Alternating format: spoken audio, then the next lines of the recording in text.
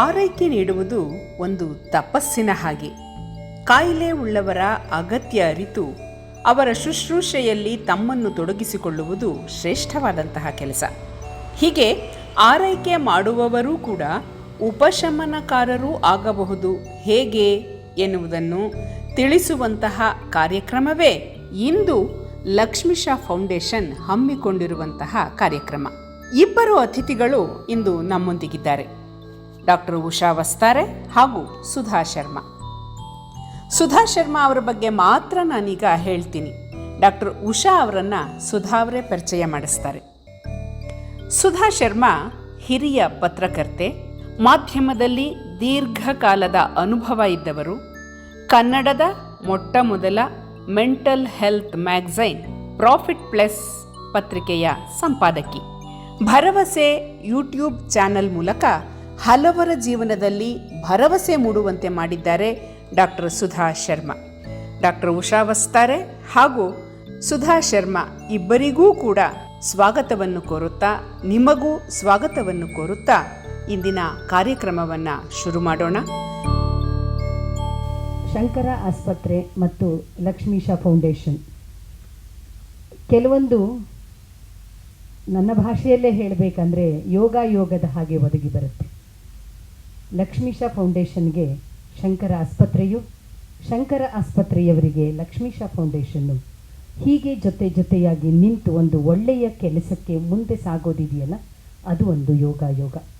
ಯಾಕೆ ಇದನ್ನು ಇಷ್ಟು ಹೇಳ್ತಾ ಇದ್ದೀನಿ ಅಂದರೆ, ಪವಿತ್ರ ಮೇಡಮ್ ಇಲ್ಲಿ ಆಪ್ತ ಸಲಹೆಗಾರರು, ಈಗಾಗಲೇ ಹೇಳಿದ ಹಾಗೆ ಪವಿತ್ರವಾದ ಕೆಲಸವನ್ನು ಮಾಡ್ತಾ ಇರುವಂಥವರು.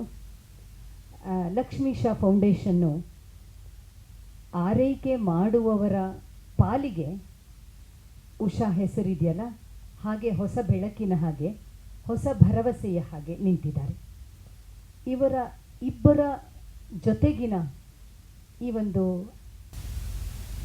ಕೈಗೂಡಿಸುವಿಕೆ, ನಡೆಯುವಿಕೆ, ಮುಂದೆ ಸಾಗುವಂಥದ್ದು, ಇದರ ಪರಿಣಾಮ ಕಾಯಿಲೆ ಉಳ್ಳವರನ್ನು ನೋಡಿಕೊಳ್ಳುವವರ ಮೇಲೆ ಆಗ್ತಾ ಇದೆ.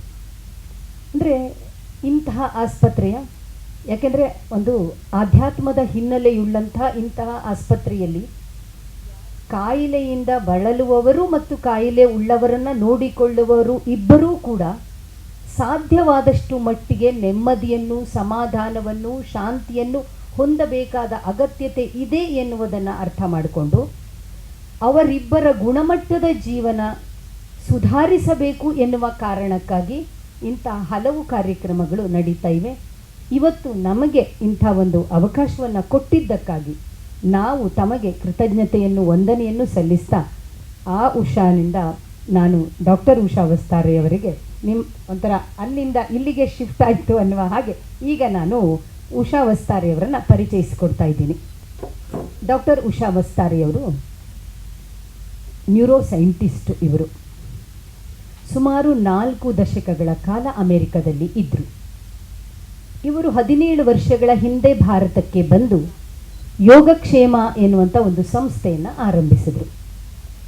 ಯೋಗಕ್ಷೇಮ ಸಂಸ್ಥೆಯ ಮೂಲಕ ಮನಸ್ಸಿಗೆ ಸಂಬಂಧಿಸಿದ, ಗುಣಮಟ್ಟದ ಜೀವನಕ್ಕೆ ಸಂಬಂಧಿಸಿದ, ಕಾಯಿಲೆ ಉಳ್ಳವರನ್ನು ಹೇಗೆ ನೋಡ್ಕೊಳ್ಬೇಕು ಎನ್ನುವುದನ್ನು ಹಿಡಿದು ನಮ್ಮ ವೈಯಕ್ತಿಕ ಬದುಕು, ವೈಯಕ್ತಿಕ ಪರಸ್ಪರ ಸಂಬಂಧಗಳು ಇವೆಲ್ಲ ಹೇಗೆ ಇರಬೇಕು ಇತ್ಯಾದಿ, ಅಂದರೆ ನ್ಯೂರೋ ಸೈನ್ಸಿನ ಸಂಶೋಧನೆಗಳನ್ನು ನಿತ್ಯ ಬದುಕಿಗೆ ಅಳವಡಿಸಿಕೊಳ್ಳುವುದು ಹೇಗೆ ಅನ್ನುವುದನ್ನು ಅತ್ಯಂತ ಸರಳವಾಗಿ ಅರ್ಥ ಮಾಡಿಸ್ತಾ ಸಾವಿರಾರು ಜನರ ಜೀವನವನ್ನು ಬದಲಿಸುವ ಮಹತ್ ಕಾರ್ಯವನ್ನು ಮಾಡ್ತಾ ಇದ್ದಾರೆ. 70ಕ್ಕೂ ಅಧಿಕ ರಿಸರ್ಚ್ ಪೇಪರ್ಗಳು ಪ್ರಕಟವಾಗಿವೆ. ಬಹುತೇಕ ಎಲ್ಲ ಚಾನಲ್ಗಳಲ್ಲಿ ಇವರ ಸಂದರ್ಶನಗಳು ಬಂದಿವೆ. ದೇಶ ವಿದೇಶಗಳಲ್ಲಿ ಇವರು ಹಲವಾರು ಕಾರ್ಯಾಗಾರಗಳನ್ನು ನಡೆಸಿಕೊಟ್ಟಿದ್ದಾರೆ. ಭಾರತದಲ್ಲಿ ಕೆಲವು ತಿಂಗಳಿದ್ದರೆ ಅಮೇರಿಕಾದಲ್ಲಿ ಇನ್ನೂ ಕೆಲವು ತಿಂಗಳು, ದಕ್ಷಿಣ ಆಫ್ರಿಕಾದಲ್ಲಿ ಕೆಲವು ತಿಂಗಳು, ಅಥವಾ ಐರ್ಲೆಂಡಲ್ಲಿ, ಹೀಗೆ ಜಗತ್ತಿನ ಬೇರೆ ಬೇರೆ ಭಾಗಗಳಿಗೆ ಹೋಗ್ತಾ ಇದ್ದಾರೆ. ಯಾಕಿದನ್ನು ಹೇಳ್ತಾ ಇದ್ದೀನಿ ಅಂದರೆ, ಜಗತ್ತಿನ ಬೇರೆ ಬೇರೆ ಕಡೆಗೆ ಏನೇನೆಲ್ಲ ನಡೀತಾ ಇದೆಯೋ, ಹೇಗೆ ಅಲ್ಲೆಲ್ಲ ಬದಲಾವಣೆಗಳಾಗ್ತಾ ಇದೆಯೋ ಅದನ್ನು ಸೂಕ್ಷ್ಮವಾಗಿ ಗಮನಿಸ್ತಾನೂ ಇಲ್ಲೂ ಅಂತಹ ಬದಲಾವಣೆಗಳಿಗೆ ಹೇಗೆ ನಾವೆಲ್ಲ ತೆರೆಕೊಳ್ತಾ ಇದ್ದೀವಿ ಅನ್ನೋದನ್ನು ಅವ್ರು ಹೇಳ್ತಾ ಬರ್ತಾ ಇದ್ದಾರೆ. ಹಾಗಾಗಿ ಅವರ ಮಾತುಗಳು ಬಹಳ ಭಿನ್ನವಾಗಿರುತ್ತೆ ಮತ್ತು ಹೊಸ ನೋಟವನ್ನು ನಮಗೆ ಕಲ್ಪಿಸಿಕೊಡುತ್ತೆ. ಈ ಎಲ್ಲ ಹಿನ್ನೆಲೆಯಲ್ಲಿ ಇವತ್ತು ನಾವು ತೆಗೆದುಕೊಂಡಂತಹ ಒಂದು ವಿಚಾರ, ಆರೈಕೆ ಮಾಡುವವರು ಉಪಶಮನಕಾರರೂ ಆಗಬಹುದು. ಆರೈಕೆ ಮಾಡ್ತಾ ಇರ್ತೀವಲ್ಲ ಹುಷಾರಿಲ್ಲದೆ ಹೋದವರನ್ನು. ಉಷಾ ಮೇಡಮ್ ಯಾವಾಗಲೂ ಹೇಳ್ತಿರ್ತಾರೆ, ನಾವೆಲ್ಲರೂ ನಮ್ಮ ಜೀವನದಲ್ಲಿ ಒಂದಲ್ಲ ಒಂದು ಹಂತದಲ್ಲಿ ಒಂದು ಆರೈಕೆ ಮಾಡುವವರಾಗಿರ್ತೀವಿ, ಇಲ್ಲ ಆರೈಕೆ ತೆಗೆದುಕೊಳ್ಳುವವರಾಗಿರ್ತೀವಿ. ಅಂದರೆ ನಾವು ಕಾಯಿಲೆಗೆ ಒಳಗಾಗಬಹುದು, ಇಲ್ಲ ಕಾಯಿಲೆ ಇರುವವರನ್ನ ನೋಡ್ಕೊಳ್ಳೋರಾಗಿರ್ಬೋದು. ಬರೀ ಕಾಯಿಲೆ ಇರುವವ್ರನ್ನೊಂದು ಎಂತ ಅಲ್ಲ, ಒಮ್ಮೊಮ್ಮೆ ವಯೋಸಹಜವಾದ ಇಳಿ ವಯಸ್ಸಿನಲ್ಲಿ ಬರಬಹುದಾದಂಥ ಅತ್ಯಂತ ಸಾಮಾನ್ಯ ಸಂದರ್ಭಗಳಲ್ಲಿಯೂ ಕೂಡ ಅವ್ರನ್ನ ನೋಡ್ಕೊಳ್ಳುವಂಥವ್ರಾಗಿರ್ಬೋದು. ಅಂದರೆ ಒಂದು ನಾವು ಕೇರ್ ಗಿವರ್ ಆಗ್ಬೋದು, ಇಲ್ಲ ಕೇರ್ ಟೇಕರ್ಗಳ ಥರ ನಾವು ಕೂಡ ಸೇವೆಯನ್ನು ಪಡೆಯುವವರಾಗಿರ್ತೀವಿ, ಇಲ್ಲ ಕೊಡುವವರಾಗಿರ್ತೀವಿ. ಈ ಸಂದರ್ಭದಲ್ಲಿ ಅವರು ಒಂದು ಹೇಳ್ತಾರೆ, ಕೇರ್ ಗಿವರ್ ಆಸ್ ಎ ಹೀಲರ್. ಆರೈಕೆ ಮಾಡುವವರೇ ಉಪಶಮನಕಾರರು ಆಗಬಹುದು. ನಾವೇನು ಅಂದ್ಕೊಳ್ತೀವಿ, ಆರೈಕೆ ಮಾಡುವಾಗ ಮಾಡಬೇಕಲ್ಲ, ಇನ್ಯಾರು ಇಲ್ವಲ್ಲ, ನಾನಲ್ಲದೆ ಮತ್ತಾರು ಮಾಡಬೇಕು, ಇದು ನನ್ನ ಕರ್ತವ್ಯ, ಇದು ನನ್ನ ಜವಾಬ್ದಾರಿ, ಮಾಡಲೇಬೇಕಲ್ಲ, ಅಯ್ಯೋ ನಾನು ಕೈ ಬಿಟ್ಬಿಟ್ರೆ ಇನ್ಯಾರು ಇವರನ್ನು ನೋಡ್ಕೊಳ್ಳುವವರು, ಏನು ಮಾಡೋಕ್ಕಾಗತ್ತೆ, ನನ್ನ ಹಣೆ ಬರಹ, ಇದೆಲ್ಲ ಮಾಡಲೇಬೇಕು ಇತ್ಯಾದಿ ಇತ್ಯಾದಿಯಾದಂಥ ಮನಸ್ಥಿತಿಯೊಂದಿಗೆ ನಾವು ಆರೈಕೆಯನ್ನು ಮಾಡ್ತಾನೇ ಇರ್ತೀವಿ. ಆದರೆ ಆರೈಕೆ ಮಾಡುವ ನಾವು ಹೀಲರ್ ಆಗಬಹುದು ಅನ್ನುವಂಥದ್ದು ಒಂದು ಕಲ್ಪನೆ ಇದೆಯಲ್ಲ, ನಾವು ಉಪಶಮನಕಾರರೂ ಆಗಬಹುದು ಅನ್ನುವ ಕಲ್ಪನೆ ಇದೆಯಲ್ಲ, ಇದು ತುಂಬ ವಿಭಿನ್ನವಾದದ್ದು ಮತ್ತು ಒಂದು ರೀತಿಯಿಂದ ಎಂಪವರ್ ಮಾಡುವಂಥದ್ದು. ಅದು ಹೇಗೆ ಅನ್ನೋದನ್ನೇ ಇವತ್ತು ಡಾಕ್ಟರ್ ಉಷಾ ಬಸ್ತಾರಿಯವರು ಅರ್ಥ ಮಾಡಿಸ್ತಾರೆ. ಇದಕ್ಕೆ ನಾವು ಅರ್ಥ ಮಾಡ್ಕೊಳ್ಳೋಕ್ಕಿಂತ ಮುಂಚೆ ನಮಗೊಂದು ವ್ಯತ್ಯಾಸ ಗೊತ್ತಾಗಬೇಕು. ಯಾವುದಾದ್ರೂ ಒಂದು ಕಾಯಿಲೆ ಇದ್ದರೆ ಅದನ್ನು ಹೇಗೆ ಕ್ಯೂರ್ ಮಾಡೋದು ಅಂತಂದರೆ ಏನು, ಹೀಲ್ ಆಗೋದು ಅಂದರೆ ಏನು ಅಂತಂದ್ಬಿಟ್ಟು. If you have to be cured from one illness, ಅವಾಗ ನಾವು ಡಾಕ್ಟ್ರ್ ಹತ್ರ ಹೋಗಲೇಬೇಕು, ಅವ್ರು ಹೇಳಿದ್ದನ್ನು ತಗೊಳ್ಳೇಬೇಕು, ಅದೇ ಥರ ಪರಿಪಾಲಿಸಬೇಕು. ತುಂಬ ಅಕ್ಯೂಟ್ ಡಿಸೀಸಸ್ ಅಂತ ಹೇಳ್ತೀವಿ, ಅದಕ್ಕೆಲ್ಲ ನಾವು ತಕ್ಷಣ ಡಾಕ್ಟ್ರಿಗೆ ಹೋಗಲೇಬೇಕು. ಅದೇ ದೀರ್ಘಾವಧಿ ಕಾಯಿಲೆಗಳಿರುತ್ತಲ್ಲ, ಕ್ರಾನಿಕ್ ಇಲ್ನೆಸಸನ್ನು ಎಷ್ಟೊಂದು, ಬರೀ ಕ್ಯಾನ್ಸರ್ ಒಂದೇ ಅಲ್ಲ, ನಾವು ಹೈಪರ್ ಟೆನ್ಷನ್ ತಗೊಂಡ್ರೂ ಅಷ್ಟೇ, ಅಥವಾ ಡಯಾಬಿಟೀಸ್ ತೊಗೊಂಡ್ರೂ ಅಷ್ಟೇ, ಇದೆಲ್ಲ ಕ್ರಾನಿಕ್ ಇಲ್ನೆಸ್, ಇದು ವಾಸಿ ಆಗುವಂಥದ್ದು ಅಲ್ಲ. ಅದನ್ನು ನಾವು ಬರೀ ಕ್ಯೂರಿಂಗ್ ಅನ್ನೋ ದೃಷ್ಟಿಕೋನದಿಂದ ನೋಡೋದಲ್ಲ, ಹೀಲ್ ಆಗಬೇಕು ಅಂತಂದ್ಬಿಟ್ಟು. ಆ ಒಂದು ನಮಗೆ ಡಿಫ್ರೆನ್ಸ್ ಗೊತ್ತಾದರೆ, ಕ್ಯೂರ್ ಅಂದರೆ ಏನು, ಹೀಲ್ ಅಂತಂದರೆ ಏನು ಅನ್ನೋದನ್ನು ಆವಾಗ ಇಲ್ಲಿ ಸುಲಭ ಆಗುತ್ತೆ. ನಾವು ಯಾವುದೇ ಒಂದು ದೀರ್ಘಾವಧಿ ಕಾಯಿಲೆನ ಹೀಲ್ ಮಾಡೋದಕ್ಕೆ ಬರೀ ಡಾಕ್ಟರಿಂದ ಖಂಡಿತ ಸಾಧ್ಯವಾಗಲ್ಲ, ಬರೀ ಮೆಡಿಸಿನಿಂದ ಸಾಧ್ಯವಾಗಲ್ಲ. Healing requires something much more than medicine. Healing requires much more than just the help of the physician or the surgeon, medical professional ಅನ್ನು ಮೀರಿ ಆಗುವಂಥದ್ದು. ಇದು ಒಂದನ್ನು ನಾವು ತಿಳ್ಕೊಂಡ್ಬಿಟ್ರೆ, ಏನು ಹಂಗಂದ್ರೆ ಅಂತ ತಕ್ಷಣ ಎಷ್ಟೊಂದು ಬೇರೆ ಬೇರೆ ಥರ ಯೋಚನೆ ಹೋಗುತ್ತೆ. ಒಂದು ಸಣ್ಣ ಉದಾಹರಣೆ ತಗೋತೀನಿ, ಅವಾಗ ನಮ್ಗೆ ಅದು ಅರ್ಥ ಆಗುತ್ತೆ. ನಮ್ಗೆ ಯಾವುದೋ ಒಂದು ದೀರ್ಘಾವಧಿ ಕಾಯಿಲೆ ಇದೆ ಅಂತ ಒಂದು ಡಯಾಗ್ನೋಸ್ ಆದ ತಕ್ಷಣ ಅದು ಅವರೊಬ್ಬರಿಗೆ ಅಲ್ಲ, ಮನೆಯವ್ರ ಪೂರ್ತಿ ಎಷ್ಟು ಜನಕ್ಕೆ ಅಫೆಕ್ಟ್ ಆಗುತ್ತೆ ಅನ್ನೋದು ನಾವು ಅನುಭವಕ್ಕೆ ತಂದುಕೊಂಡಿದ್ದೀವಿ. ಹಂಗೆ ಆದಾಗ there are different stages before we truly accept that. ಆ ಡಿಫ್ರೆಂಟ್ ಸ್ಟೇಜಸ್ಸು ಡಿನಯಲ್ ಇರಬಹುದು, ಆ್ಯಂಗರ್ ಇರಬಹುದು, ಡಿಪ್ರೆಷನ್ ಇರಬಹುದು. ಇದೆಲ್ಲ ಸ್ಟೇಜಸ್ಗೆ ಎಲ್ಲಿ ಮೆಡಿಸನ್ ಇದೆ? ಕೋಪಕ್ಕೆ ಮೆಡಿಸನ್ ಇದೆಯಾ? ನಿರಾಸೆಗೆ ಮೆಡಿಸನ್ ಇದೆಯಾ? ಈ ಕೋಪ ಅಥವಾ ಆ ನಿರಾಸೆನ ಏನೋ ಅಂತ ಅಂದ್ಕೊಂಡಿರ್ತೀವಿ, ಮುಂದೆ ಜೀವನ ಹಿಂಗೆ ನಡೆಸಬೇಕು ಅಂತ. ಅದು ಆಗದೇ ಇದ್ದಾಗ ಆ ಪಡೋವಂಥ ನಿರಾಸೆ, ಆ ದುಃಖ, ಆ ಕೋಪ, ಆ ಡಿನಯಲ್, ಇದು ಖಂಡಿತ ಇದು ನನಗೆ ಆಗಬಾರ್ದಾಗಿತ್ತು ಅಥವಾ ನನಗೆ ಯಾತಕ್ಕೆ ಬಂತು, ವೈ ಮೀ ಪ್ರಶ್ನೆಗೆ ಯಾವ ಮೆಡಿಸನಿಂದನೂ ಉತ್ತರ ನಮಗೆ ಸಿಗೋದಿಲ್ಲ. ಆ ವೈ ಮೀ ಅನ್ನೋ ಪ್ರಶ್ನೆ ನಾವು ಉತ್ತರ ಸಿಗದೇ ಇರೋ ತನಕ ಹೀಲ್ ಆಗೋಕ್ಕಾಗಲ್ಲ. Healing happens not just for the person who is going through the illness, but for the rest of the family too. ಮತ್ತಿನ್ನೊಂದು ಗಮನ ಇಟ್ಕೊಳ್ಳೋ ಸಂಗತಿ, ಹಂಗೆ ಆದಾಗ ಇದು ಔಷಧೇತರ ಪ್ರಯತ್ನದಿಂದ ನಾವು ಹೀಲ್ ಆಗಬೇಕೇ ಹೊರತು ಕ್ಯೂರ್ ಆಗೋದಕ್ಕೆ ನಾವೇನು ಬೇರೆ ರೀತಿಯಲ್ಲಿ ಕಷ್ಟಪಡಬೇಕಾಗಿಲ್ಲ. Because we trust the physician completely. ಅವ್ರು ಏನು ಹೇಳ್ತಾರೋ ಹಾಗೆ ನಡ್ಕೊಂಡು ಹೋಗ್ತೀವಿ. ಬಟ್ ಬೇರೆದಕ್ಕೆ we need to put in lot more effort and lot more knowledge needs to be gained. ನಾವು ಮೆಡಿಸಿನ್ ತಗೊಳ್ಳೋಕ್ಕೆ ನಾವು ಅದಕ್ಕೇನು ಕಲ್ತ್ಕೋಬೇಕಾಗಿಲ್ಲ. ಎಷ್ಟು ಟ್ರಸ್ಟ್ ಮಾಡಿರ್ತೀವಿ ಅಂದರೆ ಡಾಕ್ಟರ್ಸ್ಗೆ, ಸರ್ಜನ್ಸ್ಗೆ, ಫಿಸಿಷಿಯನ್ಗಾಗಲಿ ನಾವು ಅದನ್ನು ತೊಗೊಂಡ್ಬಿಟ್ರೆ ಸಾಕು. ಬಟ್ ಹೀಲಿಂಗ್ ಆಗಬೇಕಾದಾಗ ನಮ್ಮ ಹೀಲಿಂಗ್ ಯಾಕೆ ಆಗಲ್ಲ ಅನ್ನೋದು ತಿಳ್ಕೊಂಡಾಗ it is mostly because our ignorance of the disease, ignorance of how it affects us, ignorance of what needs to be done. ಇದೆಲ್ಲೋ ಪ್ರಿಸ್ಕ್ರಿಪ್ಷನ್ ಸಿಗೋದಿಲ್ಲ ಈ ಅಜ್ಞಾನಕ್ಕೆ ಆ್ಯಂಟಿಡೋಟ್ ಈಸ್ ಜ್ಞಾನ. ಅದಕ್ಕೆ ನಾವು ಹೇಳ್ತೀವಿ knowledge itself becomes medicine. Knowledge is medicine, knowledge as medicine. ಯಾವ ಥರ ನಾಲೆಡ್ಜ್? ಕಾಯಿಲೆ ಬಗ್ಗೆ ಅದನ್ನು ತಿಳ್ಕೊತೀವಿ. ಬರೀ ಕಾಯಿಲೆ ಬಗ್ಗೆ ನಾವು ತಿಳ್ಕೊಳ್ಳೋ ನಾಲೆಡ್ಜಿಂದ ಹೀಲ್ ಆಗೋಕ್ಕಾಗಲ್ಲ. It's knowledge about our cells, knowledge about how this mind works, how this brain works. ಈ ಥರ ಯಾಕೆ ಹಿಂಗೆ ಆಗ್ತಾ ಇದೆ ಅನ್ನೋದನ್ನು ತಿಳ್ಕೊಂಡಾಗ ಮಾತ್ರ that knowledge about ourselves is what acts like medicine. ಆಗ ಮಾತ್ರ ನಾವು ಹೀಲರ್ ಆಗಕ್ಕೆ ಸಾಧ್ಯ. ಬಟ್ ಇಲ್ಲಿ ನಾನು ಇನ್ನೂ ಒಂದು ಹೆಜ್ಜೆ ಮುಂದಕ್ಕೆ ಹೋಗಿ ಹೇಳ್ತಾ ಇದ್ದೀನಿ, we can be much more than healers ಅಂತಂದ್ಬಿಟ್ಟು. ನಿಮ್ಮ ಮುಖದ ಮೇಲೆ ಎಕ್ಸ್ಪ್ರೆಷನಿಂದ ಗೊತ್ತಾಗುತ್ತೆ what else can there be ಅಂತಂದ್ಬಿಟ್ಟು. ಐ ಕ್ಯಾನ್ ಅಶ್ಯೂರ್ ಯು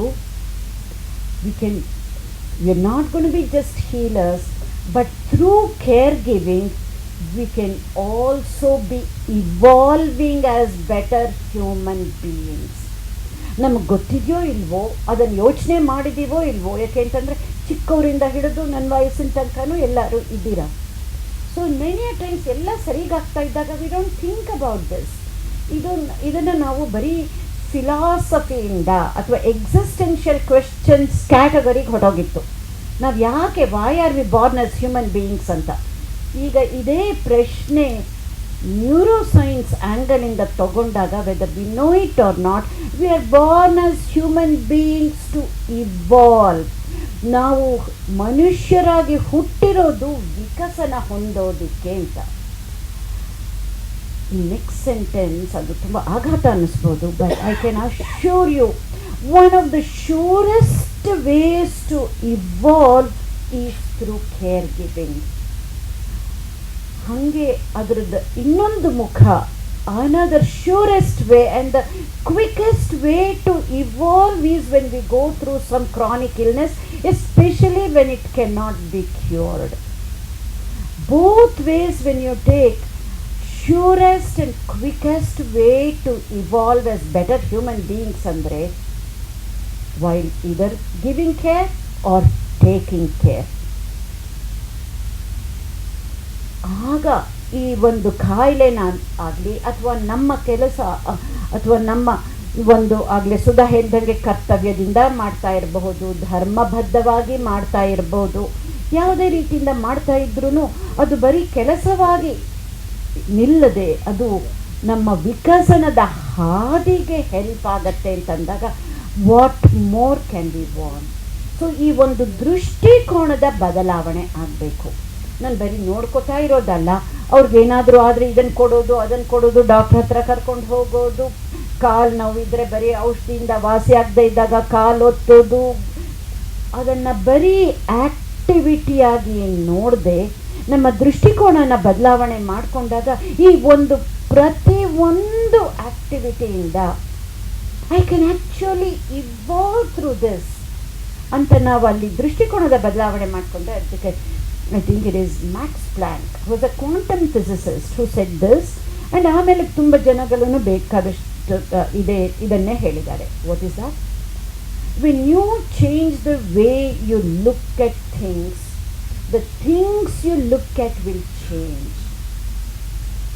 ಇದು ಒಂದನ್ನು ನಾವು ಮಂತ್ರ ಥರ ನಾವು ನೆನಪಿಟ್ಕೊಂಡ್ಬಿಟ್ರೆ ನಮ್ಮ ಜೀವನದಲ್ಲಿ, it's not just through care giving, ನಾವು ಏನೇ ಒಂದು ಕೆಲಸ ಮಾಡ್ತಾ ಇದ್ರೂ that can be converted to something that will help us evolve ಅಂತ. ಸೊ ಬರೀ ನಾವು ಹೀಲರ್ ಆಗಿ ಒಂದೇ ಅಲ್ಲ, we can actually evolve through this process of care giving ಅಂತ ಹೇಳ್ತೇವೆ. ಅಂದರೆ ಇದನ್ನು ಕೇಳ್ತಾ ಕೇಳ್ತಾ ನನಗೆ ತುಂಬ ಖುಷಿ, ಬೆರಗು, ಆಶ್ಚರ್ಯ ಎಲ್ಲ ಆಗಿರೋದು. ನಾವು ಇನ್ನೊಬ್ಬರ ಸೇವೆಯನ್ನು, ಇನ್ನೊಬ್ಬರಿಗೆ ಆರೈಕೆಯನ್ನು ಮಾಡ್ತಾ ಇರ್ತೀವಿ. ನಾವು ಮಾಡ್ತಾ ಇರೋದು ಇನ್ನೊಬ್ಬರಿಗೆ, ಆದರೆ ಇದರ ಪರಿಣಾಮ ಆಗ್ತಾ ಇರೋದು ನಮ್ಮ ಮೇಲೆ. ಅವರಿಗೆ ಆರೈಕೆ ಮಾಡ್ತಾ ಇದ್ದೀವಿ. ಆರೈಕೆ ಮಾಡುವುದರ ಮೂಲಕ ನಾವು ಒಳ್ಳೆಯ ಮನುಷ್ಯರಾಗಿ ರೂಪುಗೊಳ್ಳೋದಕ್ಕೆ ಒಂದು ಅವಕಾಶವಾಗಿ ಇದು ನಿಲ್ತಾ ಇದೆ. ತುಂಬ ಚೆನ್ನಾಗಿದೆ, ನೀವು ಹೇಳಿದಾಗೆ ಒಂದು ದೃಷ್ಟಿಕೋನವನ್ನೇ ಬದಲಾಯಿಸಿಕೊಳ್ಳೋದು. ಆದರೆ ಏನಾಗತ್ತೆ, ನಮ್ಮ ಮನಸ್ಸು ಎಲ್ಲ ಸಮಯದಲ್ಲೂ ಒಂದೇ ರೀತಿ ಇರಲ್ಲ. ಇಲ್ಲಿಂದ ಇದನ್ನು ಕೇಳಿಕೊಂಡು ಹೋಗ್ತೀವಿ, ವಾರ್ಡಿಗೆ ಹೋಗೋವರೆಗೆ ತಲೆಯಲ್ಲಿ ಕೂತಿರುತ್ತೆ. ವಾರ್ಡಿಗೆ ಹೋದ ತಕ್ಷಣ ಅಲ್ಲಿ ಆಗುವ ಯಾವುದಾದ್ರೂ ಘಟನೆಗಳು, ಸಂದರ್ಭಗಳು ಮತ್ತೆ ನಮ್ಮನ್ನು ಮತ್ತೆ ವಾಪಸ್ ಅದೇ ಸ್ಥಳಕ್ಕೆ ತಂದು ನಿಲ್ಲಿಸುತ್ತೆ. ಅದೇ ಕಿರಿಕಿರಿ ಅನಿಸುತ್ತೆ, ಕೋಪ ಬರುತ್ತೆ, ಯಾಕೆ ಹಿಂಗೆ ಮಾಡ್ತಾರಪ್ಪ ಅಂತ ಅನಿಸುತ್ತೆ. ನಮ್ಮ ಬಗ್ಗೆ ನಮಗೆ ಎಷ್ಟೋ ಸಾರಿ ಪಶ್ಚಾತ್ತಾಪ ಆಗುತ್ತೆ. ಹೀಗೆ ಮಾಡಬಾರ್ದಿತ್ತು ಅಂತ ಅನಿಸುತ್ತೆ. ಅವ್ರು ಯಾಕೆ ಹೀಗೆ ಮಾಡ್ತಾರೆ ಅಂತ ಕೋಪ ಬರುತ್ತೆ. ಅಂದರೆ ಇದು ಈ ಮನಸ್ಸನ್ನು ಆರೈಕೆ ಮಾಡುವವರನ್ನ ನೋಡಿಕೊಳ್ಳುವವರು ಮತ್ತು ಕಾಯಿಲೆ ಉಳ್ಳವರು ಇಬ್ಬರಿಗೂ ಕೂಡ ಮನಸ್ಸನ್ನು ಒಂದು ಸಮಸ್ಥಿತಿಯಲ್ಲಾದರೂ ನಾನು ಶಾಂತಿ ಸಮಾಧಾನ ಅನ್ನೋದಕ್ಕಿಂತ ಹೆಚ್ಚು ಸಮಸ್ಥಿತಿಯಲ್ಲಾದರೂ ಇಟ್ಕೊಳ್ಳೋದು ಹೇಗೆ ಅಂತ ಕೇಳ್ತಾ ಇದ್ದೀವಿ. ತುಂಬ ಒಳ್ಳೆ ಪ್ರಶ್ನೆ ಸುಧಾ. ಖಂಡಿತ ಇದು ಆಗೋದು ಸಹಜ. ಯಾರಿಗೆ ಕಾಯಿಲೆ ಇದೆಯೋ ಅವ್ರಿಗೂ ಆಗತ್ತೆ. ನೀವು ಎಷ್ಟು ಚೆನ್ನಾಗಿ ನೋಡ್ಕೋತಾ ಇದ್ರು ಅವ್ರಿಗೆ ಒಂದು ಟೈಮಲ್ಲಿ ಎಷ್ಟು ಚೆನ್ನಾಗಿ ನೋಡಿಕೊಂಡ್ರು ಡಾಕ್ಟರ್ ಆಗಲಿ ಕೇರ್ ಗಿವರ್ ಆಗಲಿ ಅದು ಸಾಕಾಗಲ್ಲ ಅವ್ರಿಗೆ. ನನಗೆ ನಿಮ್ಗೆ ಅರ್ಥನೇ ಆಗ್ತಾ ಇಲ್ಲ, whatever I am going through you can never understand ಅನ್ನೋದು ಒಂದು ಸ್ಟ್ಯಾಂಡರ್ಡ್ ಫ್ರೇಸ್ ಬಂದ್ಬಿಡುತ್ತೆ. ಹಾಗೆಯೇ ಕೇರ್ ಗಿವರ್ಸ್ಗೂ ಅಷ್ಟೇ, ಎಷ್ಟು ಅವ್ರು ನೋಡಿದ್ರು ಅವ್ರು ನಾನು ಏನು ಮಾಡಿದ್ರೂ ಅವ್ರಿಗೆ ಸಾಕಾಗ್ತಾ ಇಲ್ವಲ್ಲ ಅನ್ನೋದ್ರಿಂದ ಕೋಪ ಆಗಲಿ ದುಃಖ ಆಗಲಿ ಎಲ್ಲನೂ ಬರುತ್ತೆ. ಇದು ಖಂಡಿತ ಇದು ಒಂದಲ್ಲ ಒಂದು ಸ್ಟೇಜಲ್ಲಿ ಖಂಡಿತ ಆಗೇ ಆಗುತ್ತೆ, ಸಹಜವೂ ಕೂಡ. ಹಾಗಾದರೆ ಅದನ್ನು ನಾವು ಹೇಗೆ, ನೀವು ಹೇಳ್ದಂಗೆ ಶಾಂತಿ ಸಮಾಧಾನ ಸ್ವಲ್ಪ ದೂರ ಇದೆ, ಪರವಾಗಿಲ್ಲ ಅದಿರಲಿ, ಆ ಕ್ಷಣದಲ್ಲಿ ನಾವೇನು ಮಾಡಬೇಕು ಅಂತ I just gonna give you as capsules ಆಗಿ ತುಂಬ ವಿವರಣೆ ಮಾಡಿದೆ. ಇದನ್ನೆಲ್ಲ ಯೂಶ್ವಲಿ ವಿ ಯೂಸ್ ಸ್ಲೈಡ್ಸ್ ಇನ್ನೂ ಚೆನ್ನಾಗಿ ಅರ್ಥ ಆಗಲಿ ಅಂತ ಅದೇನು ಬೇಡ. In an encapsulated form point wise bullet points ಥರ ಕೊಟ್ಬಿಡ್ತೀನಿ. ಎರಡೇ ನೀವು ಮನಸ್ಸಿನಲ್ಲಿ ಇಟ್ಕೋಬೇಕಾಗಿರೋದು. ಒಂದು, ಪ್ರಸ್ತುತದಲ್ಲಿ ಇರುವಿಕೆ, to be in the present moment, to be in the here, to be in the now and here and now. ಯಾತಕ್ಕೆ ನಮಗೆ ಕೋಪ, ಆತಂಕ, ದುಃಖ ಯಾರಿಗಾದ್ರೂ ಬರೋದು, ನಾವು ಮುಂದಿನದನ್ನು ಯೋಚನೆ ಮಾಡೋಕ್ಕೆ ಹೋದಾಗ ಆತಂಕ ಆಗತ್ತೆ, ಅಥವಾ ಹಿಂದಿನದನ್ನು ಯೋಚನೆ ಮಾಡಿದಾಗ ಕೋಪ, ದುಃಖ, ಪಶ್ಚಾತ್ತಾಪ ಬರುತ್ತೆ. ನಾವು ಹಿಂದೆ ಹೋಗದೆ ಅಥವಾ ಹಿಂದಿನಿಂದ ಕಲಿಬೇಕು, ಕಲಿಯೋದು ಅಂತ ಇಲ್ಲ ಅಂತ ಹೇಳ್ತಾ ಇಲ್ಲ, ಹಿಂದಿನಿಂದ ಕಲಿತು ಹಿಂದೆ ಮನಸ್ಸಿಗೆ ಹೋಗದೆ ಮುಂದಿನದನ್ನು ತುಂಬ ಆಲೋಚನೆ ಮಾಡದೆ ಪ್ರಸ್ತುತದಲ್ಲಿ ಬದುಕೋದನ್ನು ಕಲಿಬೇಕು. ಆ ಪ್ರಸ್ತುತದಲ್ಲಿ ಬದುಕೋದನ್ನು ಕೂಡ ಹೇಗೆ ಅನ್ನೋದು ನಮಗೆ ಗೊತ್ತಿರಬೇಕು. ಪ್ರಸ್ತುತದಲ್ಲೂ if I keep on complaining and mourning ಅದು ಕೂಡ ಅಲ್ಲ. ಅದಕ್ಕೆ ಒಂದು ಟೆಕ್ನಿಕಲ್ ಪದ ಇದೆ, ಸೈಂಟಿಫಿಕ್ ಪದ ಇದೆ, ಅದನ್ನು ಹೇಳಿದ್ರೆ ಅರ್ಥ ಆಗುತ್ತೆ. We need to train ourselves to be mindful in the present moment. As long as we are mindful in the present moment, ಆಗ ಹಿಂದಿಂದಕ್ಕೂ ಪಶ್ಚಾತ್ತಾಪ ಪಡೋದಕ್ಕೆ ಹೋಗೋದಿಲ್ಲ, ಮುಂದಿಂದಕ್ಕೂ ಆತಂಕ ಇಲ್ಲದೆ ಇವತ್ತು ಇಲ್ಲಿ ಈಗ ಏನಾಗಬೇಕೋ ಅದನ್ನು ಮಾತ್ರ ಫೋಕಸ್ ಮಾಡೋದು. This is not just for caregiver as you said, also for the person who is going through not just for patients and caregivers, for each and every one of us. ನಮ್ಮಲ್ಲಿರೋ ಸಾಮರ್ಥ್ಯನ ನಾವು ಆದಷ್ಟು ಉಪಯೋಗ ಪಡ್ಕೋಬೇಕು, ಆದಷ್ಟು ಅದನ್ನು ಉಪಯೋಗಿಸ್ಕೋಬೇಕು ಅಂತ ನೋಡಿದಾಗ the only way out is to be focusing, being in the present moment, being mindful ಅಂತ ಅಂದ್ಬಿಟ್ಟು. ಇದು ಒಂದು. ಇದು ಯಾಕೆ ಅನ್ನೋದು ಪ್ರಾಬಬ್ಲಿ ಈಗ ಟೈಮ್ ಇಲ್ಲದೆ ಹೋದರೆ ಐ ವಿಲ್ ಮೂವ್ ಫಾರ್ವರ್ಡ್. ಯಾತಕ್ಕೆ ಅನ್ನೋದು ಅದ್ರದ್ದು ಮೆಕ್ಯಾನಿಸಮ್ ಆ್ಯಕ್ಷನ್ನು ಕೂಡ ನಾವು ಅಲ್ಲಿಗೆ ಹೋಗ್ತೀವಿ, ಯಾತಕ್ಕೆ ಪ್ರೆಸೆಂಟ್ ಮೂಮೆಂಟಲ್ಲಿ ಇರಬೇಕು ಅಂತ. ಬಟ್ ಇವತ್ತು ಇಷ್ಟು ತಿಳ್ಕೊಂಡ್ರೆ ಸಾಕು. We have to train ourselves to be in the here and now ಅಂತ. ಮತ್ತೊಂದು ಹೇಳಿದೆ, 2 ಕೊಡ್ತೀನಿ ಕ್ಯಾಪ್ಸ್ಯೂಲ್ಸ್ ಅಂತ. ಇದು to be mindful, to be here and now and here. ಇನ್ನೊಂದು, ಖಂಡಿತ ಈ ನಕಾರಾತ್ಮಕ ಆಲೋಚನೆಗಳು, ನಕಾರಾತ್ಮಕ ಚಿಂತನೆಗಳು ಬರೋದು ಸಹಜ, ಬಂದೇ ಬರುತ್ತೆ, ಬರೆದು ಕೊಡ್ತೀನಿ. ಇದು ಬಂದಾಗ ಏನು ಮಾಡಬೇಕು?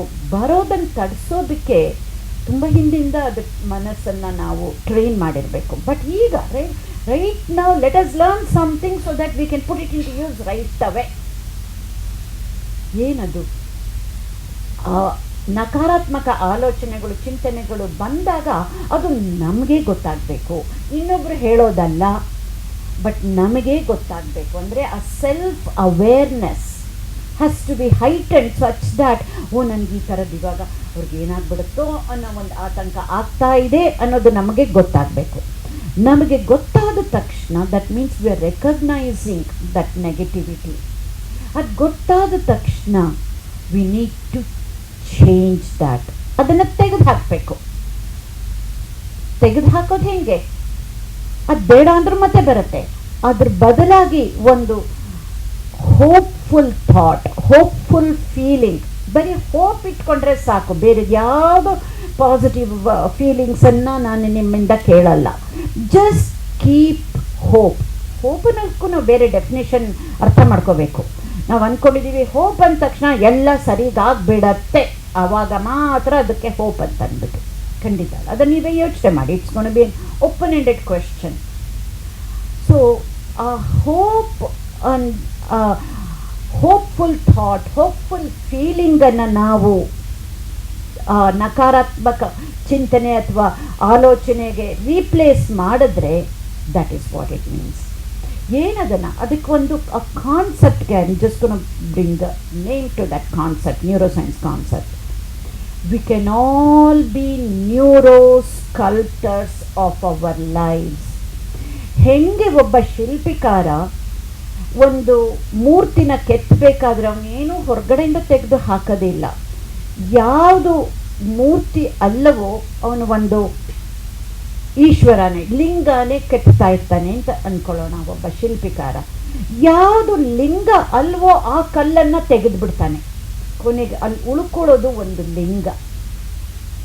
ಅದೇ ರೀತಿ ನಮಗೆ ಈ ನಕಾರಾತ್ಮಕ ಚಿಂತನೆಗಳು, ಭಾವನೆಗಳು ನಮಗದು ಉಪಯೋಗ ಆಗಲ್ಲ. ಅದೆಲ್ಲ ಬೇರೆ ಎಕ್ಸ್ಟ್ರಾ ಕಲ್ಲು.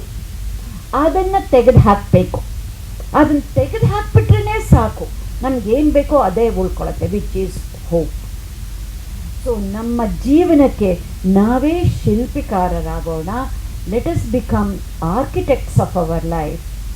Let us become sculptors of our life so that we can be a neurosculptor ಅಂತ. ಈ ಎರಡನ್ನು ನಾವು ಇಟ್ಕೊಂಡ್ರೆ ಸಾಕು, we will be able to overcome ಸಹಜವಾಗಿ ಬರೋ ಅಂಥ ನಕಾರಾತ್ಮಕ ಆಲೋಚನೆಗಳು, ಚಿಂತನೆಗಳನ್ನು ಮೀರಬಹುದು. ಇಲ್ಲಿ ಇದನ್ನು ಮೀರಬಹುದು ಅನ್ನೋದೇ ಒಂದು hope.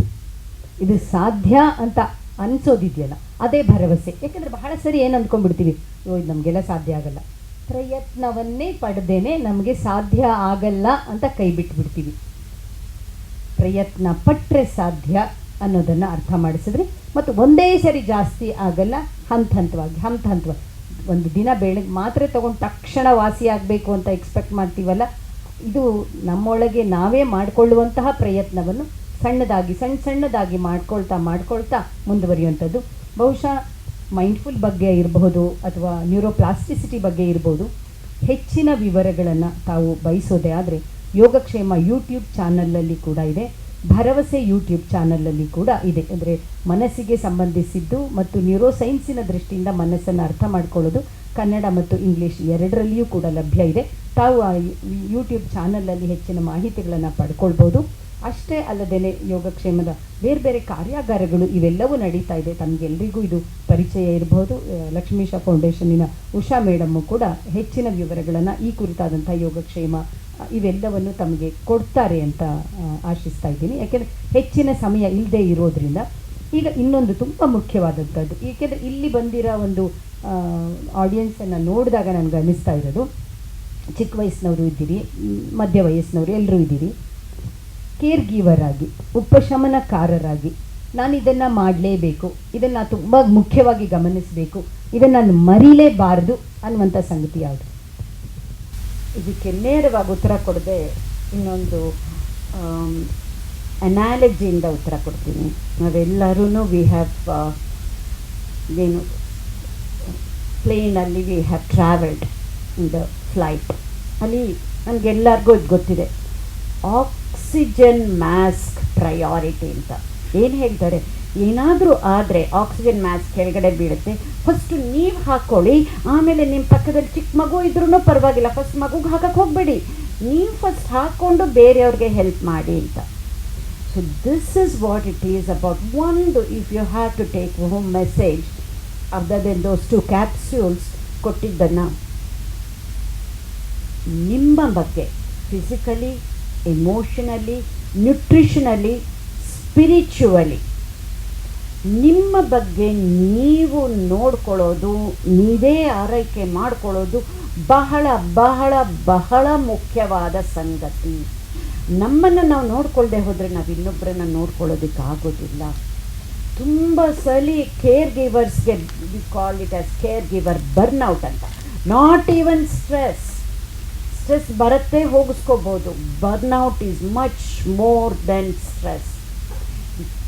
That's why we say it's care givers burnout. ಆವಾಗ ನಮ್ಗೆ ಸ್ಟ್ರೆಸ್ ಆದರೆ ಒಂದಿನ ನಿದ್ದೆ ಮಾಡಿದ್ರೆ, ಓವರ್ ನೈಟ್ ಸರಿಯಾಗಿ ನಿದ್ದೆ ಮಾಡಿದ್ರೆ, ಅಥವಾ ಒಂದಿನ ನಾವು ಅಡುಗೆ ಮಾಡದೆ ಹೋದರೆ ರೆಸ್ಟ್ ತೊಗೊಂಡ್ರೆ ಸರಿ ಹೋಗಿಬಿಡತ್ತೆ. ಬಟ್ ಬರ್ನ್ಔಟ್ ಆದಾಗ ಒಂದು ರಾತ್ರಿ ಸರಿಯಾದ ನಿದ್ದೆಯಿಂದ ಉಪಶಮನ ಆಗೋ ಅಂಥದ್ದು ಅಲ್ಲ. ಆ ಬರ್ನ್ಔಟ್ ಆಗದೇ ಇರೋ ಹಾಗೆ ನೋಡ್ಕೊಳ್ಬೇಕಾಗಿರೋದು ನಮ್ಮನ್ನು ನಾವು ನೋಡಿಕೊಂಡಾಗ. ಅದಕ್ಕೆ ನೆನ್ಪಿಟ್ಕೊಳ್ಳೋದು ಆಕ್ಸಿಜನ್ ಮಾಸ್ಕ್ ಪ್ರಯಾರಿಟಿ ಅಂತ ನೀವು ನೆನ್ಪಿಟ್ಕೊಂಡ್ರೆ ಸಾಕು. Then you will be able to figure it out. ಬಹಳ ಚೆನ್ನಾಗಿ ಹೇಳಿದ್ರಿ. ಕಣ್ಣಿಗೆ ಕಟ್ಟುವ ಹಾಗೆ ಇದೆ ಇದು. ಇನ್ನೇನು ಸಮಯ ಮುಗಿತಾ ಬಂತು, ಇಷ್ಟು ಬೇಗ ಮುಗಿದೋಯ್ತಾ ಅಂತ ಅನ್ನಿಸ್ತಾ ಇದೆ. ಆದರೆ ನನಗೆ ಒಂದು ಆಸೆ, ನಿಮ್ಮಲ್ಲಿ ಯಾರಿಗಾದರೂ ಪ್ರಶ್ನೆಗಳು ಇದ್ದರೆ ಒಂದು ಪ್ರಶ್ನೆಯನ್ನು ತೆಗೆದುಕೊಳ್ಳೋಣ ಅಂತ. ಎಂಡ್ ಮೆಸೇಜ್ಗೆ ಹೋಗೋದಕ್ಕಿಂತ ಮುಂಚೆ ಒಂದು ಪ್ರಶ್ನೆಯನ್ನು ಆಡಿಯನ್ಸ್ ಕಡೆಯಿಂದ ತೆಗೆದುಕೊಳ್ಬೇಕು ಅಂತ ಇದೆ. ನಾನು ಈ ಹಾಸ್ಪಿಟ್ಲಿಗೆ ಬಂದಿರೋಂಥದ್ದು, ನನ್ನ ಮಗಳು 7 ವರ್ಷದ ಮಗಳಿಗೆ ಎಬ್ಡಮೈಸ್ ಸರ್ಕೋಮಾ ಅಂತಕ್ಕಂಥ ಒಂದು ಕಾಯಿಲೆ. ಬೇಸಿಕಲಿ ನಾನು ಟೀಚರ್, ನಮ್ಮ wife also is A lecturer, PU lecturer. ಈ ಏಪ್ರಿಲ್ 12th ಅವಳ ಬರ್ತ್ಡೇ ಇತ್ತು. ಏಪ್ರಿಲ್ 14th ಅವ್ರ ಆಂಟಿದು ಒಂದು ಫಂಕ್ಷನ್ ಇತ್ತು. ಅವತ್ತು ಬಂದಾಗ ಎಲ್ಲರೂ ಫಸ್ಟ್ ಐಡೆಂಟಿಫೈ ಮಾಡಿದ್ದು ಅವಳದು ರೈಟ್ ಐಬಾಲ್ ಯಾಕೋ ಮೂಮೆಂಟ್ ಆಗ್ತಾ ಇಲ್ಲ, ರೈಟ್ ಸೈಡು ವಿಷನ್ ನೋಡಿದಾಗ ಡಬಲ್ ಕಾಣಿಸ್ತಾ ಇದೆ ಅಂತ ಹೇಳಿದ್ರು. ನಾನು ಫಸ್ಟು ನಮ್ಮ ಲೋಕಲ್ಲಾಗಿರುವಂತಹ ಐ ಕ್ಲಿನಿಕನ್ನು ಮೀಟ್ ಮಾಡಿದೆ. ಅವರು ನಾರಾಯಣ ನೇತ್ರಾಲಯಕ್ಕೆ ಹೋಗಿ ಅಂತ ಹೇಳಿದ್ರು. ಅಲ್ಲಿ ಹೋದಾಗ ಕಣ್ಣ ದೃಷ್ಟಿ ಕರೆಕ್ಟಾಗಿದೆ, ಆಪ್ಟಿಕಲ್ ನರ್ವ್ಸ್ ಏನೋ ಪ್ರಾಬ್ಲಮ್ ಕಾಣಿಸ್ತಾ ಇದೆ ಅಂತಂದರು. ಅಲ್ಲಿಂದ MRI CT ಸ್ಕ್ಯಾನ್ಗೆ ಅಪೋಲೋಗೆ ಬರ್ಕೊಟ್ರು. ಆಗ ನಾವು ಎಷ್ಟು ನೆಲಕ್ಕೆ ಬಿದ್ವಿ ಅಂತಂದರೆ, ಯಾವುದೇ ಪೇರೆಂಟ್ಸ್ಗೆ ಮಕ್ಕಳು ಪೇರೆಂಟ್ಸ್ ಮುಂದೆ ನೋವು ತಿನ್ನಬಾರ್ದು. ಎಲ್ರಿಗೂ ಇರೋದು ಒಂದೇ, ಮಕ್ಕಳು ಚೆನ್ನಾಗಿರಬೇಕು. ನಮಗೆ ಎಷ್ಟು ನೋವು ಬಂದರೂ ಮಕ್ಕಳಿಗೆ ಏನಾಗಬಾರ್ದು. ಎಸ್ಪೆಷಲಿ ಮೈ ಡಾಟರ್ ಹೇಗಿದ್ಲು ಅಂದರೆ, ಪ್ರತಿದಿನ ಒಂದು ಸೆಲ್ಫಿ ಮನೆಯಲ್ಲಿ, ಒಂದು ಇವತ್ತು ಹಾಲಿಡೇ ಇದೆ ಅಂದರೆ ಹೋಮ್ ಟೂರ್ ಮಾಡೋದು, ಅಥವಾ ಅವರಮ್ಮ ಮತ್ತು ಅವಳಿಗೆ ಕಲ್ಲರು ಸ್ವಲ್ಪ ಇವಳು ವೈಟ್ ಜಾಸ್ತಿ ಇದ್ಲು, ಅವಳು ಸ್ವಲ್ಪ ಡಿಮ್ ಇದ್ದಕ್ಕೆ ಕಲ್ಲರ್ ಡಿಸ್ಕ್ರಿಮಿನೇಷನ್ ಥರ ಮಾತಾಡೋದು, ತನ್ನನ್ನು ತಾನು ಎಕ್ಸ್ಪೋಸ್ ಮಾಡ್ಕೊಳ್ಳೋ ರೀತಿ, ಮತ್ತು ಕ್ಲಾಸ್ ರೂಮಲ್ಲಿ ಪ್ರತಿಯೊಂದು ಆ್ಯಕ್ಟಿವಿಟೀಸಲ್ಲಿ ಅವಳು ಇನ್ವಾಲ್ವ್ ಆಗುವಂಥದ್ದು, ಟೀಚರ್ ಜೊತೆ ಅವಳ ಫ್ರೆಂಡ್ಶಿಪ್ಪು, ಎಸ್ಪೆಷಲಿ 3 ಲ್ಯಾಂಗ್ವೇಜಸಲ್ಲೂ ಅವಳ ಹ್ಯಾಂಡ್ ರೈಟಿಂಗು ಯಾವಾಗಲೂ ಅವ್ರ ಟೀಚರ್ ಹೇಳ್ತಿದ್ದು ನಮ್ಮ syllabus is very shortage for your children ಅಂತ ಹೇಳ್ತೀವಿ. ಆ ಮಾತೆಲ್ಲ ಕೇಳಿದಾಗ ನನಗೆ ತುಂಬ ಪ್ರೌಡ್ ಫೀಲ್ ಆಗೋದು. ಎವ್ರಿ ಡೇ ನಾನು ಅವಳದ್ದು ಸ್ಟೇಟಸ್ ಹಾಕೊಂಡಿದ್ದೀನಿ, ಅವಳ ಹ್ಯಾಂಡ್ ರೈಟಿಂಗು, ಅವಳ ರೀಡಿಂಗ್ ಸ್ಟೈಲು, ಪ್ರತಿಯೊಂದು ನನಗೆ ಖುಷಿಗೆ. ಎಲ್ಲ ನನ್ನ ಫ್ರೆಂಡ್ಸ್ಗಳು ಎಂಥ ಗಾಡ್ ಗಿಫ್ಟ್ ಚೈಲ್ಡ್ ನಿನಗೆ ಹುಟ್ಟಿರೋದು, ಈ ಥರ ಬ್ರಿಲಿಯಂಟ್ ಮಗು ಹುಟ್ಟಿದೆ ಅಂದರೆ ನೀನು ತುಂಬ ಲಕ್ಕಿ ಅಂತ ಹೇಳೋರು. ನಮ್ಮ ಮಗು ಬರೆಯೋದಕ್ಕೆ ಹೇಳುತ್ತೆ, ಓದೋದಕ್ಕೆ ಹೇಳುತ್ತೆ ಅಂತ. ಬಟ್ ಇವತ್ತು ಅವಳು ನಿನ್ನೆ ನನಗೊಂದು ಮಾತು ಹೇಳಿದ್ಲು, ಪಾಪ ಇಷ್ಟೊಂದು ಬ್ಲಡ್ ತಗೋತಾ ಇದ್ದಾರೆ, ಇಷ್ಟೊಂದು ನಾನು ಬದುಕ್ತೀನ, ನಾನು ಉಳಿತೀನ ಅನ್ನೋ ಪ್ರಶ್ನೆ ಕೇಳಿದಾಗ ನನ್ನ ಮಗುಗೆ ಹೇಗೆ ಹೇಳಬೇಕು, ಎಸ್ಪೆಷಲಿ ಅವರ ತಾಯಿಗೆ ಈವನ್ ಈಗಲೂ ಸಹ ಅವಳು ಟಿಫನ್ ಮಾಡ್ತಾಯಿಲ್ಲ. ನನಗೆ ಅವಳನ್ನ ಮೇಂಟೈನ್ ಮಾಡೋದ, ಮಗುನ ಸಮಾಧಾನ ಮಾಡೋದ ಅಂತ ಅನ್ನೋದು ನನಗೆ ಸರ್ ದ್ವಂದ್ವತೆ, ಎರಡೂ ದ್ವಂದ್ವತೆ ಆಗ್ತಾಯಿದೆ. ಈ ಒಂದು ಕಾರ್ಯಾಗಾರಕ್ಕೆ ನಾನು ಬಂದಿದ್ದ ಉದ್ದೇಶ ಇಷ್ಟೇ. ನನಗೂ ಸಹ ಸ್ವಲ್ಪ mental health, because I am also BP patient. Since 2020, when I was going to elections duty, in the election counting time, on that time I feel BP problem is there ಅಂತ, because I am suddenly fall down. ಕೆಳಗಡೆ ಬಿದ್ದೋದೆ ನಾನು. ಆಗ check ಮಾಡಿದಾಗ ನನಗೂ BP ಇದೆ ಅನ್ನೋದು ಗೊತ್ತಾಯಿತು. But since I have kept in by walking, I take some medicines also. But ನನಗೀಗ ಆಗ್ತಾ ಇರೋದೇನು ಅಂತಂದರೆ ಡೈಲಿ ಅವಳಲ್ಲಿ ಚೇಂಜಸ್ ಆಗ್ತಾ ಇದೆ. ನಾರಾಯಣದಲ್ಲಿ ಹೋದಾಗ ಜಸ್ಟ್ ಐ ಪ್ರಾಬ್ಲಮ್ ಇತ್ತು, ಅಪೋಲೋದಲ್ಲಿ ಬಂದಾಗ ಅವ್ಳಿಗೇನಾಯಿತು, ಒಂದು ಬಿಗ್ ಸರ್ಜರಿ ಆಯಿತು. ಟಿಶ್ಯೂವನ್ನು 80% ತೆಗೆದು ಇನ್ನು 20% ರಿಮೈನಿಂಗು ನರದಲ್ಲಿ ಇರೋದ್ರಿಂದ ಅದು ನಾವು ತೆಗಿಯೋಕ್ಕೆ ಬರೋದಿಲ್ಲ. ಬಿಕಾಸ್ ಆಫ್ ಆ ಒಂದು ಲೆಫ್ಟ್ ಸೈಡ್ನ ಒಂದು ಕಂಪ್ಲೀಟ್ ಆ ಒಂದು ಆ್ಯಕ್ಷನ್ಸು ಸ್ಟಾಪ್ ಆಗಿಬಿಡುತ್ತೆ. ನಾವು ಅದನ್ನು ಕೀಮೋ ಮತ್ತು ರೇಡಿಯೋ ಥೆರಪಿಯಲ್ಲಿ ಅದನ್ನ ಕ್ಲಿಯರ್ ಮಾಡಬೇಕು ಅಂತ ಡಾಕ್ಟರ್ ಸಜೆಸ್ಟ್ ಕೊಟ್ಟರು. ಆ ಒಂದು ಆಪ್ರೇಷನ್ ಮಾಡಿ ಬಯಾಪ್ಸಿ ಟೆಸ್ಟಿಗೆ ನಿಮಾನ್ಸಿ ಕೊಟ್ಟಾಗ 2ನೇ ತಾರೀಕು ಬಂದಂತಹ ರಿಸಲ್ಟ್ ಇದೆಯಲ್ಲ, ನನ್ನನ್ನು ಪಾತಾಳಕ್ಕೆ ತಳ್ತು. ಯಾಕೆ ಅಂತಂದರೆ ಆ ಒಂದು ರೆಬ್ಡಮೌಂಟ್ ಸರ್ಕೋಮಾ ಅಂತಕ್ಕಂಥದ್ದು 1 ರಿಂದ 8 ವರ್ಷದ ಮಕ್ಕಳಿಗೆ ಬರುವಂಥ ಒಂದು ವಿಶೇಷವಾದಂಥ ಕ್ಯಾನ್ಸರ್ ಇದೊಂದು ಅಂತ. ಆ ಪದ ಕೇಳಿದ್ರೇ ನಾವು ತುಂಬ ಭಯ ಪಡ್ತೀವಿ. ಅಂಥದ್ದು ನನ್ನ ಮಗುಗೆ ಬಂದಿದೆ ಅಂತ ಹೇಳೋದಕ್ಕೆ ನನಗೆ ಅವಳ ತಾಯಿಗೆ ನಾನು 1 ದಿವಸ ಹೈಡ್ ಮಾಡಿಟ್ಟೆ. ಯಾಕೆಂದರೆ ಡಾಕ್ಟ್ರ್ ಹತ್ರ ಮೀಟ್ ಮಾಡೋ ಹೋಗೋ ತನಕ ನಾನು ಹೇಳಬಾರ್ದು ಅದನ್ನಂತ. ಬಿಕಾಸ್ ಅಟ್ಲೀಸ್ಟ್ ಒಂದು ಡೇ ಒಂದು ನೈಟ್ ಅದು ಖುಷಿಯಾಗಿರ್ತಾಳೆ ಮಗಳ ಜೊತೆ ಅಂತೇಳಿ. ಆದರೆ ಈಗ ಅದನ್ನು ಹೇಳೋ ಅನಿವಾರ್ಯತೆಯೂ ಬಂತು, ಅದನ್ನು ಅನುಭವಿಸುವಂಥ ಅನಿವಾರ್ಯತೆ ಬಂತು, ಇವತ್ತು ಕೇರಿಂಗ್ ಮಾಡುವಂಥ ಅನಿವಾರ್ಯತೆಯೂ ಬಂತು. ಇವತ್ತು ಆ ಮಗುಗೆ ನಿನ್ನೆ ತನಕನೂ ಅವಳು ಗಟ್ಟಿ ಫುಡ್ ತಿಂತಾಯಿದ್ಲು, ಇವತ್ತು ಲಿಕ್ವಿಡ್ ತಿನ್ನೋಕ್ಕೂ ಸಹ ತುಂಬ ಕಷ್ಟ ಬೀಳ್ತಾ ಇದ್ದಾಳೆ. ಅವಳು ಊಟ ತಿನ್ನೋಕೆ ಆಗದೇ ಇರೋದ್ರಿಂದ ನಾವು ತಿನ್ನೋಕ್ಕಾಗ್ತಾ ಇಲ್ಲ, ಮಗುನೇ ತಿಂತಾ ಇಲ್ಲ ಅಂದಾಗ ನಾವೇ ಹೇಗೆ ತಿನ್ನೋದು? ಇಂಥ ಸಂದರ್ಭವನ್ನು ನಾವು ಹೇಗೆ ಹೀಲಿಂಗ್ ಮಾಡಬೇಕು, ಅಥವಾ ನಾವು ಇದನ್ನು ಹೇಗೆ ಸರಿಪಡಿಸ್ಬೇಕು? ಏಕೆಂದರೆ ನಾವು ತುಂಬ ಜನ ಆಥರ್ಸು ಅಮ್ಮ ಹೇಳಿದ 100 ಸುಳ್ಳುಗಳು, ಅಪ್ಪ ನೋಡಿದ ಆಕಾಶ ಅಂತ ಹೇಳೋ ಕೆಲವು ಪುಸ್ತಕಗಳಲ್ಲಿ ಕಣ್ಣಿಗೆ ಕಟ್ಟುವಂಥ ಅನೇಕ ಕಥೆಗಳನ್ನು ನೋಡಿದ್ದೀವಿ. ಆ ಕಥೆಯಲ್ಲಿ ಎಲ್ಲೋ ಒಂದು ಕಡೆ ಬರುತ್ತೆ, ತನ್ನ ಮಗನಿಗೆ ಕಣ್ಣಿಲ್ಲದೆ ಇದ್ದಾಗ ತಾಯಿಯೇ ತನ್ನ ಮಗನಿಗೆ ಕಣ್ಣು ಕೊಟ್ಟು ಆ ದೃಷ್ಟಿ ಬಂದ ನಂತರ ತನ್ನ ತಾಯಿಯ ಕುರೂಪತನವನ್ನು ನೋಡಿ ನೀನು ನನ್ನ ತಾಯಿ ಅಲ್ಲ ಅಂತ ಮಗು ಹೇಳುತ್ತೆ. ಆ ಥರದ ಅನೇಕ ಕಥೆಗಳನ್ನು ನಾನು ಓದಿದ್ದೆ. ಆದರೆ ನನ್ನ ಜೀವನದಲ್ಲಿ ಈ ಥರದ ಅನಾಹುತ ಸಂಭವಿಸ್ತದೆ ಅಂತಂದರೆ ಅದನ್ನು ನಾನು ನಂಬೋದಕ್ಕೂ ಆಗ್ತಾಯಿಲ್ಲ, ಅದನ್ನು ಡೈಜೆಸ್ಟ್ ಮಾಡ್ಕೊಳ್ಳೋಕ್ಕೂ ಆಗ್ತಾಯಿಲ್ಲ. ಅವಳ ಹಳೆಯ ಫೋಟೋಗಳನ್ನು ತೆಗೆದು ನೋಡಿದ್ರೆ ಒಂಥರ ಊಟ ಮಾಡ್ತಿರೋ ಟೈಮಲ್ಲಿ ನಾನು ಬೇಡ ಊಟ ಇದು, ಎಷ್ಟು ಸುಂದರವಾದ ಮಗುವಿನ ಬದುಕನ್ನು ನಾವು ಆ ದೇವರು ಕಿತ್ಕೊಳ್ತು ಅಂತ ಅನಿಸ್ತದೆ. ಇದನ್ನು ನಾನು ಹೇಗೆ ನಿಭಾಯಿಸೋದು ಮೇಡಮ್? ಇಲ್ಲಿ ನೀವು ನಿಮ್ಮ ಮಗಳಿಗೆ ಹೆಲ್ಪ್ ಮಾಡಬೇಕಾದ್ರೆ, ನೀವು ನಿಮಗೆ ಹೆಲ್ಪ್ ಮಾಡ್ಕೋಬೇಕಾದ್ರೆ ನೀನೂ ಇಲ್ಲ, ಈ ಎರಡೇನೆ. ಪ್ರತಿ ದಿನವೂ ಪ್ರತಿ ಕ್ಷಣ just focus on every moment, live for today ಅಂತ ಹೇಳ್ತಾರಲ್ಲ ಹಾಗೆ. Just keep focusing on this present moment, be completely hopeful. ಆವಾಗ ನೀವು ಇನ್ನೂ ಜಾಸ್ತಿ ಎನರ್ಜಿಯಿಂದ ಏನು ಮಾಡಬೇಕೋ ಅದನ್ನು ಮಾಡೋದಕ್ಕೆ ಸಾಧ್ಯ ಆಗುತ್ತೆ. ಬಿಕಾಸ್ ಗೊತ್ತು ಇದು ತುಂಬ ಕಷ್ಟ, ಬಟ್ ರೈಟ್ ನಾವು ಇದನ್ನು ಒಂದನ್ನು ನೀವು ಮನಸ್ಸಿನಗೆ ಟ್ರೈನ್ ಮಾಡ್ಕೋಬೇಕು. ನಾನು ಇದನ್ನೆಲ್ಲ ಯೋಚನೆ ಮಾಡಿ ದುಃಖ ಆಗಲಿ ಅಳೋದಾಗಲಿ, I will do it later. ಆಗತ್ತಾ ಅಂತ ಅನಿಸುತ್ತೆ, ಖಂಡಿತ ಇದು ನಾವು ಮಾಡ್ತಾ ಇದ್ದೀವಿ, ಬಟ್ ನಾವು ಹಿಂಗಿದು ಮಾಡ್ತಾ ಇದ್ದೀವಿ ಅನ್ನೋದು ಗೊತ್ತಿಲ್ಲ. My grieving time will come later. I have to focus on my girl, I have to focus on the family and my daughter. ಇದು ಒಂದೇ ಒಂದು ಅಂಶ ನಿಮ್ಮ ಮನಸ್ಸಿನಲ್ಲಿ ಇರಬೇಕು. ಏನು ಮಾಡಿದ್ರೆ ಎಷ್ಟು ನೀವು ಹೆಲ್ಪ್ ಮಾಡೋಕ್ಕಾಗತ್ತೆ. ಇಲ್ಲ ಅವ್ರ ಪಕ್ಕದಲ್ಲಿ ಕೈ ಕೈ ಹಿಡ್ಕೊಂಡು ಕೂತಿರೋದಾ, ಅಥವಾ ಅವಳಿಗೆ ಕತೆ ಹೇಳೋದಾ, ಕತೆ ಹೇಳೋದಾ, ಅಥವಾ ಆಟ ಆಡೋದಾ, ಬೆಡ್ ಮೇಲೇ ಆಟ ಆಡೋದಾ. Keep focusing on her and not on your yourself ಮೇಲೆ ಫೋಕಸ್ ಮಾಡಿ ನಾನು ಅವಳಿಗೆ ಹೆಂಗೆ ಹೆಲ್ಪ್ ಮಾಡಲಿ, ಅವಳಿಗೆ ಹೆಂಗೆ ಒಂದು ಸ್ವಲ್ಪ ಹೊತ್ತಾದ್ರೂ ಆ ಮಗುಗೆ ಮುಖದಲ್ಲಿ ನಗೆ ಬರಲಿ. This is one thing. ಮಕ್ಕಳು ನಾವು ಹೆಂಗಿರ್ತೀವೋ ಆ ಥರ ಸ್ಪಂದಿಸ್ತಾರೆ. ದೊಡ್ಡವ್ರ ವಿಚಾರ ಬೇರೆ, ಅಲ್ಲೂ ಕೂಡ ನಾವು ಅವರನ್ನು ಹಾಗೆ ಟ್ರೈನ್ ಮಾಡ್ಬೋದು. ನಮ್ಮ ಎನರ್ಜಿ ಹೆಂಗಿದೆಯೋ ಅವ್ರಿಗನ್ನೂ ತಗೊಂಡು ಹೋಗೋ ಹಾಗೆ. ಬಟ್ ಮಕ್ಕಳಿಗಂತೂ ಇದು ಖಂಡಿತ ಖಂಡಿತ ನಮ್ಮ ಎನರ್ಜಿ ಮೇಲೆ ಅವರ ಮೂಡ್ಸ್ ಡಿಪೆಂಡ್ ಆಗುತ್ತೆ. So keep yourself positive. ಹೆಂಗಿರಕ್ಕೆ ಸಾಧ್ಯ? ನಮ್ಮನ್ನು ನಾವು ಯೋಚನೆ ಮಾಡೋದನ್ನು ನಿಲ್ಲಿಸಿದಾಗ, ಇನ್ನೊಬ್ಬರ ಮೇಲೆ ಯೋಚನೆ ಮಾಡೋಕ್ಕೆ ಶುರು ಮಾಡಿದಾಗ ಇದು ಖಂಡಿತ ಸಾಧ್ಯ. This is the only thing I ask you. Stop thinking about yourself. Keep focusing on your daughter. ನಾನು ಎಷ್ಟು ಅವಳಿಗೆ ಪಾಸಿಟಿವ್ ಆಗಿರೋಕ್ಕಾಗತ್ತೆ ಅಂತಂದು. ಯಾತಕ್ಕೆ ಇದನ್ನು ಕೂಡ ವಿಜ್ಞಾನದ ನೆಲೆಯಿಂದ ಹೇಳ್ತಾ ಇದ್ದೀನಿ. ನಮ್ಗೆ ಹೀಲಿಂಗ್ ಆಗಬೇಕಾದ್ರೆ ನಿಮಗಾಗಲಿ ಅವಳಿಗಾಗಲಿ ಇಟ್ ಈಸ್ ಥ್ರೂ ಪಾಸಿಟಿವಿಟಿ. ನಕಾರಾತ್ಮಕ ಆಲೋಚನೆಗಳು, ಚಿಂತನೆಗಳು, ಎಮೋಷನ್ಸ್, ನೆಗೆಟಿವ್ ಎಮೋಷನ್ಸಿಂದ ಖಂಡಿತ ಹೀಲ್ ಆಗೋದು ಇನ್ನೂ ನಿಧಾನ ಆಗತ್ತೆ. You cannot lead a positive life with a negative mind. ಖಂಡಿತ ನಿಮ್ಮಲ್ಲಿ ಆ ಸಾಮರ್ಥ್ಯ ಇದೆ. ನಿಮ್ಮ ಮೇಲೆ ಫೋಕಸ್ ಮಾಡದೆ ಮಗು ಮೇಲೆ ಫೋಕಸ್ ಮಾಡೋದಕ್ಕೆ ಶುರು ಮಾಡಿ. ಅದಕ್ಕೆ ಯಾವಾಗಲೂ ಹೇಳ್ತೀವಿ, ಗಿವಿಂಗ್ ಈಸ್ ರಿಸೀವಿಂಗ್ ಅಂತ.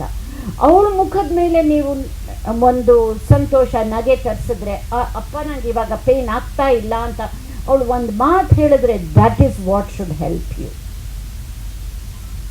So please start focusing on your daughter.